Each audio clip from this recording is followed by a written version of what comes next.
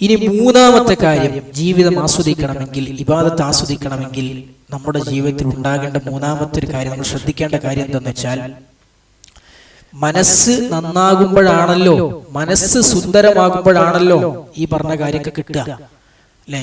ഇബാദത്തുകൾ ആസ്വദിക്കാൻ പറ്റലും അതുപോലെ ജീവിതം ആസ്വദിക്കാൻ പറ്റലൊക്കെ. മനസ്സ് എപ്പോഴാ സുന്ദരാവുക? മനസ്സിനെ സുന്ദരമാക്കണമെങ്കിൽ, മനസ്സ് സംശുദ്ധമാകണമെങ്കിൽ അതിന്റെ മുമ്പ് മനസ്സിലുള്ള കേടുകളെ നീക്കം ചെയ്യണം.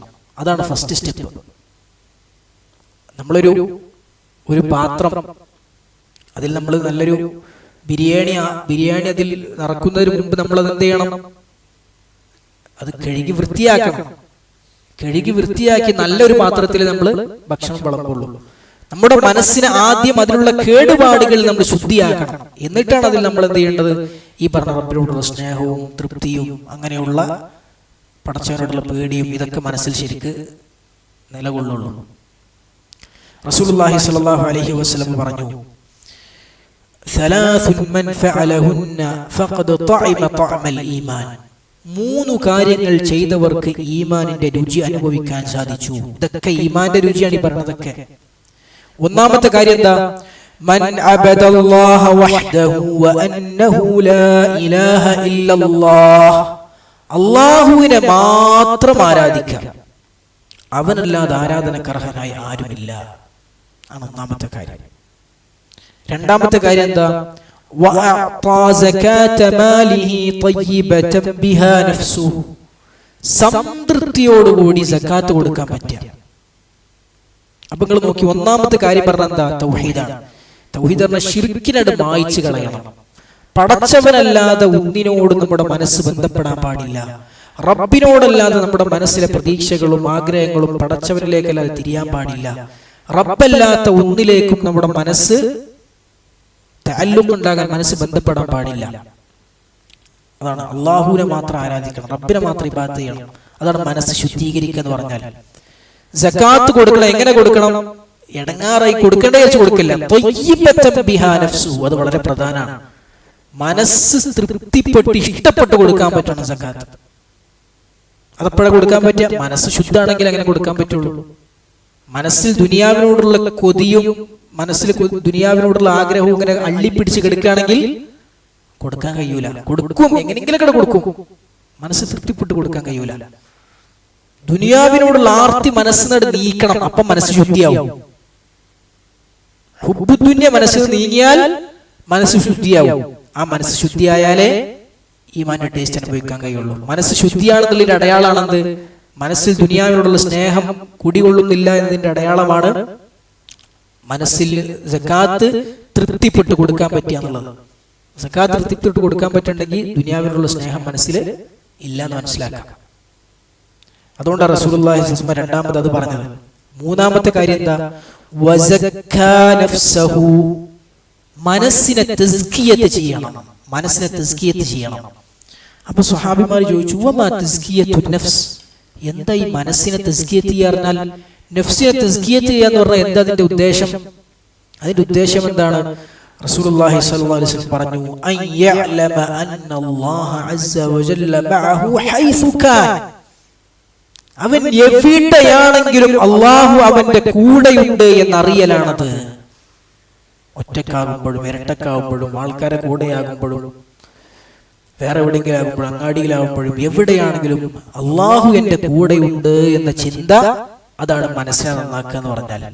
ഈ ഹദീസിൽ പറഞ്ഞ 3 കാര്യങ്ങളും മനസ്സ് ശുദ്ധിയാക്കണിന്റെ ഭാഗമാണ്. ഈമാനും ഈ പറഞ്ഞ ആസ്വാദനങ്ങളും ഹലാവത്തും രുചിയും മനസ്സിൽ നിൽക്കണമെങ്കിൽ ആദ്യം മനസ്സ് ശുദ്ധിയാക്കണം. അതിന് ഒന്നാമത്തെ വേണ്ട ശിർക്കില്ലാതെ തൗഹീദുള്ള മനസ്സാകണം. രണ്ടാമത് വേണ്ടത് ദുനിയാവിനോടുള്ള കൊതി മനസ്സിന് നീങ്ങി കിട്ടണം. അതിനാണ് സകാത്ത് തൃപ്തിപ്പെട്ട് കൊടുക്കാറ്. മൂന്നാമത്തത് പടച്ച റബ്ബ് എന്നെ അറിഞ്ഞുകൊണ്ടിരിക്കുന്നുണ്ട്, ഏതോ സദാ നിമിഷവും എന്നെ കണ്ടുകൊണ്ടിരിക്കുന്നുണ്ട്, അറിഞ്ഞുകൊണ്ടിരിക്കുന്നുണ്ട് എന്ന ബോധമുള്ളവരായി ജീവിക്കുക എന്നുള്ളതാണ്. വിശുദ്ധ ഖുർആനിൽ അല്ലാഹു സുബ്ഹാനഹു വ തആല ഒരു കാര്യം, പല കാര്യങ്ങളും അല്ലാഹു സത്യം ചെയ്തു പറയും അല്ലേ? വൽ അസ്ർ, കാലത്തെ സത്യം ചെയ്തു പറഞ്ഞു. എന്താ പറഞ്ഞത്? മനുഷ്യൻ നഷ്ടത്തിലാണ്, ഈമാനും സ്വലിഹാത്തും ഇല്ലാത്ത മനുഷ്യന്മാർ നഷ്ടത്തിലാണ്. ചിലയിടത്ത് ഒരു ദൃഷ്ടാന്തം കൊണ്ട് സത്യം ചെയ്യാം. സൂറത്തുൽ അസ്ർ പോലെ. ചിലർക്ക് 2-3 ദൃഷ്ടാന്തങ്ങൾ സത്യം ചെയ്ത് പറയും. വത്തീനി വസ്സൈതൂൻ വതൂരി സീനീൻ വഹാദൽ ബലദിൽ അമീൻ. 3 ദൃഷ്ടാന്തങ്ങൾ കൊണ്ട് സത്യം ചെയ്തു. ചിലർക്ക് 2 കാര്യങ്ങളെ കൊണ്ട് സത്യം ചെയ്യും. അങ്ങനെ പല സ്ഥലത്തും പല ദൃഷ്ടാന്തങ്ങൾ കൊണ്ട് റബ്ബ് സത്യം ചെയ്തിട്ട് ഓരോ കാര്യങ്ങൾ നമ്മോട് പറയും. എന്തിനാ ഒരു കാര്യം സത്യം ചെയ്ത് പറയണത്? സത്യം ചെയ്യാതെ ഖുർആനിൽ ഒരുപാട് കാര്യങ്ങൾ പഠിച്ചു പറഞ്ഞിട്ടുണ്ടല്ലോ.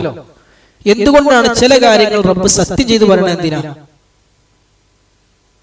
ആ കാര്യത്തിന്റെ ഗൗരവം വർദ്ധിക്കണമെന്നാണ്. ആ കാര്യത്തിന് ഗൗരവം കൂടുതൽ ഉണ്ടാകുമ്പോഴാണ് പടച്ചോൻ സത്യം ചെയ്ത് പറയാം.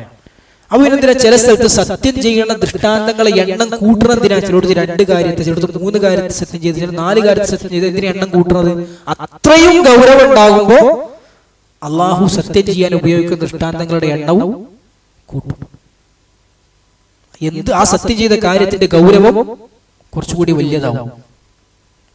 അങ്ങനെ നമ്മൾ നോക്കണം. ഖുർആനിൽ ഏറ്റവും കൂടുതൽ കാര്യങ്ങൾ സത്യം ചെയ്തുകൊണ്ട് റബ്ബ് പറഞ്ഞ പോയിന്റ് എന്താ അറിയാം? മനസ്സ് നന്നാക്കണതിനെ കുറിച്ചാണ്. 10-11 ദൃഷ്ടാന്തങ്ങൾ അള്ളാഹുവിന്റെ ആയാത്തുകളെ സത്യം ചെയ്ത് പടച്ചോനെ പറഞ്ഞു. ഏതാ സൂറത്ത്? സൂറത്തു ശംസ്. വശംസി വദുഹാഹാ വൽഖമരി ഇദാ തലാഹാ വന്നഹാരി ഇദാ ജല്ലാഹാ വല്ലൈലി ഇദാ യഗ്ശാഹാ വസ്സമാഇ വമാ ബനാഹാ വൽഅർദി വമാ തഹാഹാ വനഫ്സിൻ വമാ സവ്വാഹാ. ഇതൊക്കെ സത്യം ചെയ്യാണ്, വേറെ ഒന്നും അവിടെ ഇല്ല. പകല്, രാത്രി, പിന്നെ സൂര്യൻ, ചന്ദ്രൻ, വ്യത്യസ്ത ദൃഷ്ടാന്തങ്ങൾ സത്യം ചെയ്ത് പടച്ചോനെ ശരിപ്പെടുത്തിയത്, മനുഷ്യന്മാരെ സൃഷ്ടിച്ചത്, മനുഷ്യന്മാരെ മനസ്സ്, മനുഷ്യന്മാർക്ക് ഇതൊക്കെ ഒരുപാട് കാര്യങ്ങൾ റബ്ബ് സത്യം ചെയ്യാം. അത്വലു ഖസമിൻ ഫിൽ ഖുർആൻ, ഖുർആൻ ഏറ്റവും നീളം കൂടിയ സത്യം. ഇതൊക്കെ പറഞ്ഞിട്ട് പടച്ചോൻ എന്താ പറഞ്ഞത്? ഖദ് അഫ്ലഹ മൻ സക്കാഹാ വഖദ് ഖാബ മൻ ദസ്സാഹാ. ആ മനസ്സിനെ ശുദ്ധീകരിച്ചവൻ തസ്കിയത്ത് നടത്തിയവൻ വിജയിച്ചിരിക്കുന്നു.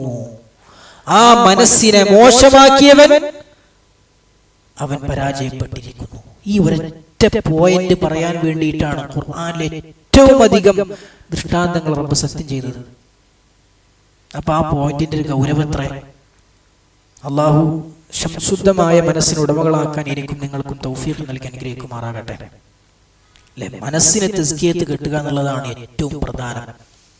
ആ തസ്കിയത്ത് കിട്ടിക്കഴിഞ്ഞാൽ നമ്മൾ നേരത്തെ പറഞ്ഞ പോലെ ഇബാദത്തുകൾ ആസ്വാദ്യകരമാക്കാൻ നമുക്ക് പറ്റും. എത്ര വലിയ പ്രയാസകരമായ സാഹചര്യങ്ങളുടെ ജീവിതം കടന്നു പോകുമ്പോഴും ജീവിതം ആസ്വദിക്കാൻ നമുക്ക് പറ്റും. ആ തസ്കിയത്ത് ഇല്ലാത്തത് കൊണ്ടാണ് പലപ്പോഴും നമുക്ക് ആസ്വദിക്കാൻ